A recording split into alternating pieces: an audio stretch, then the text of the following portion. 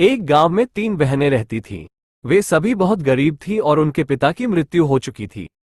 उनकी माँ एक छोटे से घर में रहती थी और खेतों में काम करके अपना जीवन यापन करती थी।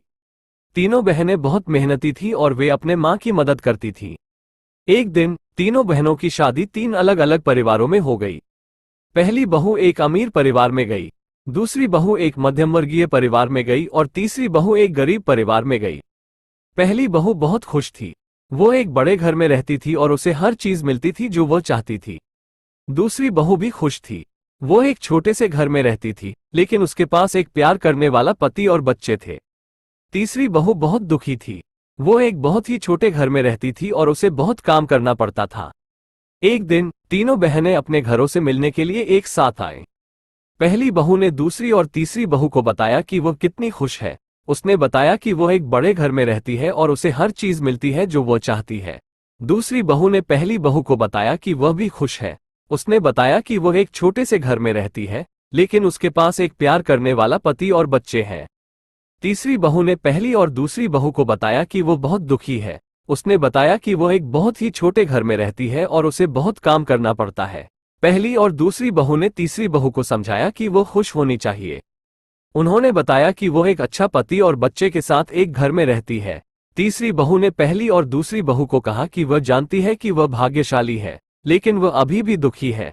उसने बताया कि वो चाहती है कि वह अमीर हो और एक बड़े घर में रहे। पहली और दूसरी बहू ने तीसरी बहू को समझाया कि धन ही सब कुछ नहीं है। उन्होंने बताया कि प्यार और खुशी अधिक महत्वपूर्ण है। तीसरी बहू ने पहली और दूसरी बहू को कहा कि वह जानती है कि वे सही है, लेकिन वह अभी भी दुखी है। उसने बताया कि वो चाहती है कि वो अमीर हो और एक बड़े घर में रहे। तीसरी बहू ने एक दिन एक सपना देखा।